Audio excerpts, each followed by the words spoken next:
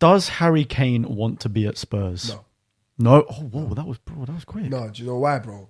It does feel like, and I saw this. This made me laugh. I saw this. I think it was Twitter.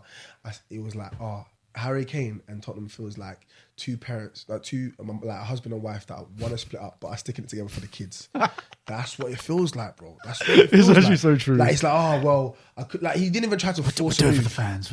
I'll stay another year for the fans. We'll make it work. We'll make it for work. the kids. We'll make it Do you work. know what I mean? So As long as my that's- settlement's all right by So next year. just Then. But that's literally how I feel. I feel like, nah. Well, I might be wrong, obviously, but that's the energy I get. Do you know what I That's mean? fair enough. I think for me, like a lot of people, you see it everywhere. I mean, a lot of these people are saying that, oh yeah, his head's not in it. He's not in it, Spurs.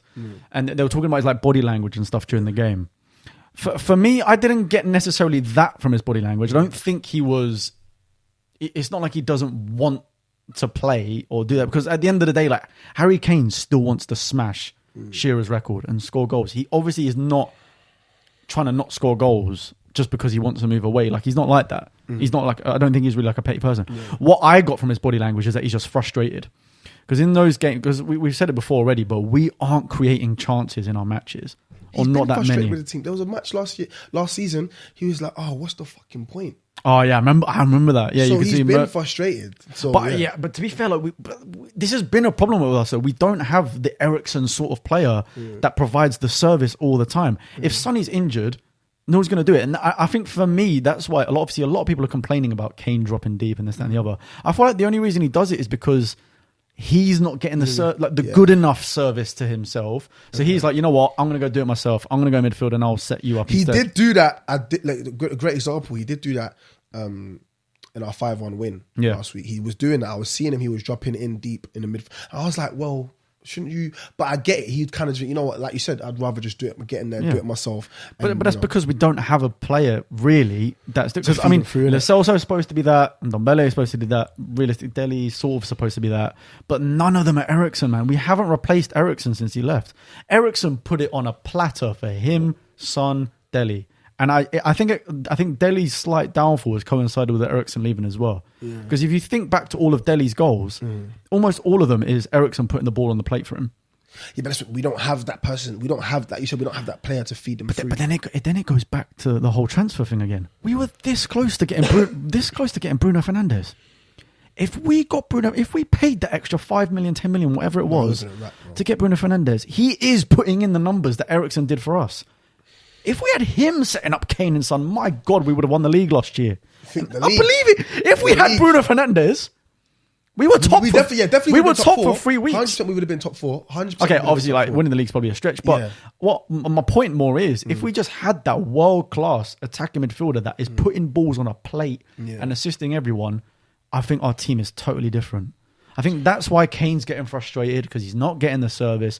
We did look better last game, because we finally got rid of this 4-3-3 that we're doing, which is basically 3 defensive midfielders in Højbjerg, Skip and Dele, because he's got Dele playing so defensive now. And we've finally gone back to the 4-2-3-1, which was Ndombele playing as a number 10, which was good. And then Lo Celso came on, he played the number 10. I think that just works so much better than these kind of defensive midfielders strat that we've been doing. So hopefully, fingers crossed, we're going to be creating more chances now. Yeah.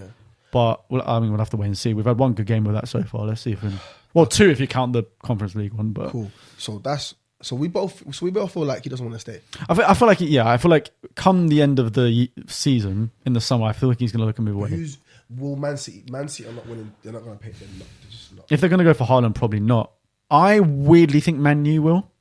Now I know they've got Ronaldo now. I was hearing that last season. I know they've got Ronaldo now, but Cavani.